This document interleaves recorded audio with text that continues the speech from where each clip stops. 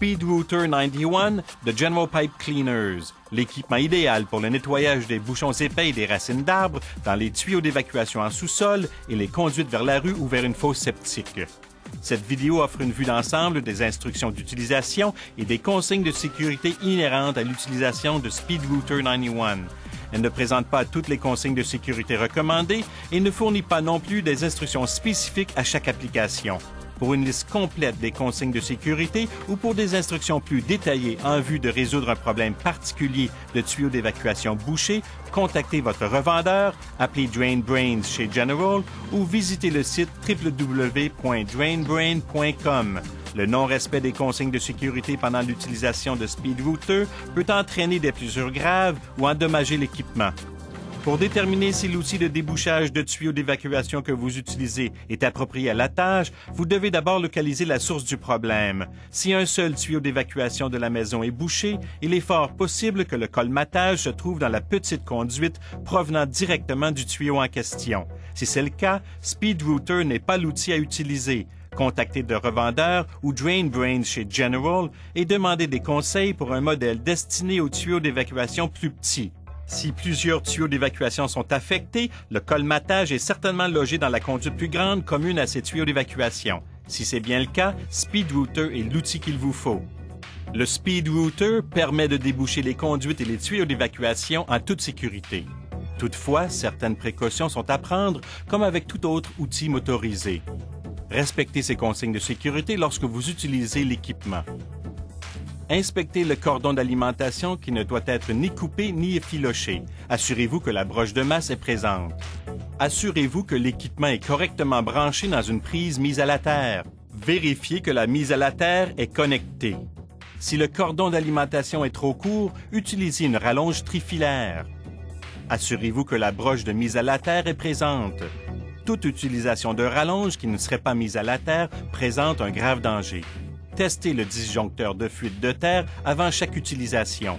Appuyez sur le bouton du test, puis sur le bouton de remise en marche. Le voyant indique que le fonctionnement est normal. N'utilisez pas l'équipement si vous avez les pieds dans l'eau.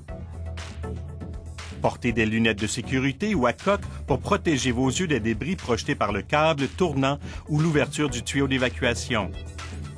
Portez uniquement des gants en cuir pour protéger vos mains pendant la manipulation du câble. N'utilisez jamais un autre type de gants tel qu'en tissu, en caoutchouc ou des gants revêtus. Une seule personne à la fois doit utiliser SpeedRouter. Ne demandez jamais à quelqu'un d'actionner la pédale. N'utilisez jamais l'équipement dans un tuyau d'évacuation contenant des produits nettoyants chimiques. Apprenez à arrêter l'équipement en cas d'urgence. Il est important de bien choisir des couteaux appropriés à votre problème de tuyau bouché. Le revendeur fournira les outils répondant à vos besoins. Les modèles Spearhead et U-Cutters de 2 pouces sont des outils recommandés au début des opérations. Ils sont parfaits pour couper et gratter. La lame Heavy Duty Saw Blade de 3 pouces est destinée à trancher les racines des arbres ainsi que les colmatages épais. Le couteau Heavy Duty Side Cutter de 3 pouces est l'outil idéal pour la finition. Il permet de racler les parois des conduites, optimisant le travail de débouchage. L'outil Retrieving Tool est destiné à extraire les objets qui se sont perdus dans le tuyau. Commencez avec les petits couteaux, passez ensuite au couteau plus grand une fois que l'eau s'écoule. Placez l'équipement 60 cm maximum de l'ouverture du tuyau d'évacuation pour éviter que le câble ne s'entortille. Si vous ne pouvez le placer si près du tuyau, passez le câble par une extension du tube guide ou un tuyau métallique pour éviter tout entortillement. Bloquez les roues pour maintenir la machine en place. Desserrez le bouton en haut de l'entrée du câble d'alimentation et sortez 3 pieds du câble du tambour.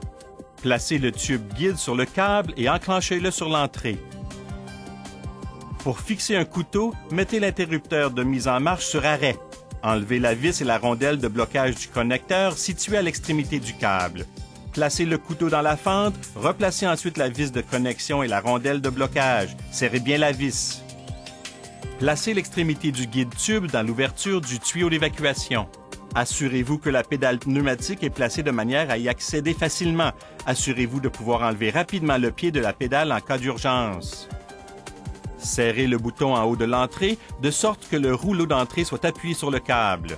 Faites attention de ne pas serrer avec excès sous risque d'user le câble prématurément.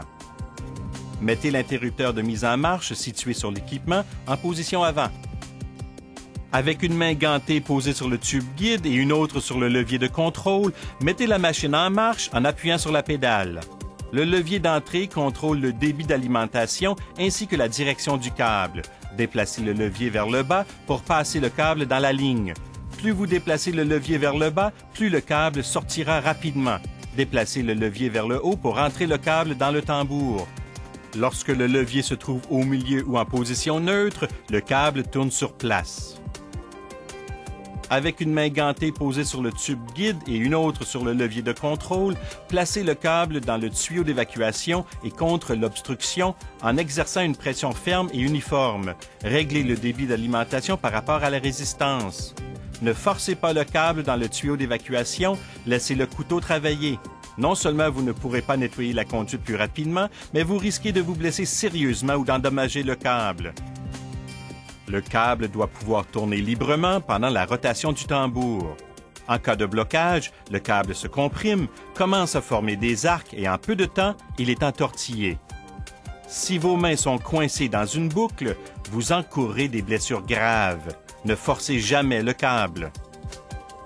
Si le câble se met à former des arcs ou s'entortille, arrêtez l'opération en levant le pied de la pédale.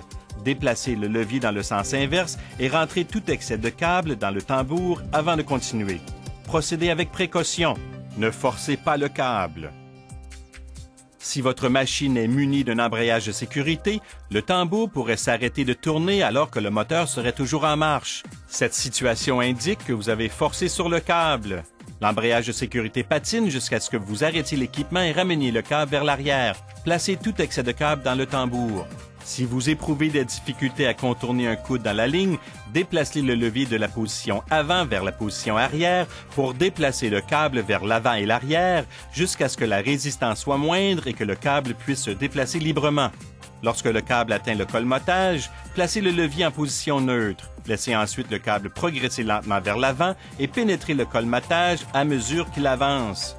Ce mouvement lent vers l'avant réduit le stress exercé sur le câble tout en nettoyant plus profondément. Gardez toujours l'interrupteur du moteur en position avant que vous passiez un câble dans le tuyau d'évacuation ou que vous tiriez dessus. Utilisez la marche arrière uniquement pour libérer le câble bloqué. Si le câble se bloque, mettez le moteur en marche arrière. Avec les mains gantées sur le tube guide, mettez la machine en marche tout en tirant le câble. Faites marcher la machine en marche arrière uniquement pendant quelques secondes à la fois sous risque d'endommager le câble. Si votre machine est munie d'un commutateur de marche arrière momentané, vous devez maintenir le commutateur enfoncé pendant que le moteur tourne en marche arrière. Lorsque vous pouvez tirer librement sur le câble, remettez le commutateur du moteur sur la marche avant. Introduisez lentement le câble dans la conduite jusqu'à ce que le tuyau d'évacuation soit débouché. Faites couler l'eau dans le tuyau pour laver tout débris et nettoyer le câble. Après avoir nettoyé le tuyau d'évacuation, replacez le câble dans le tambour en déplaçant le levier d'entrée du câble vers le haut. Assurez-vous que l'interrupteur du moteur est bien en position de marche avant. Lorsque vous vous rapprochez de l'extrémité du câble, arrêtez l'équipement et tirez soigneusement sur le câble pour le sortir du tuyau d'évacuation. Ne rentrez jamais l'outil de coupe du tuyau de vidange lorsque le câble tourne. Le câble peut fouetter et entraîner de graves blessures. Si vous laissez l'équipement sans surveillance, mettez-le sur arrêt et débranchez. Pour que la machine fonctionne bien, le câble, les rouleaux d'alimentation et tous les roulements doivent être lubrifiés régulièrement. Voir la liste complète des consignes de sécurité, instructions d'exploitation et conditions de maintenance dans le manuel d'instruction. Adressez vos questions ou vos problèmes au revendeur, appelez Drain Brains chez General ou visitez www.drainbrain.com. General Pipe Cleaners, the toughest tools down the line.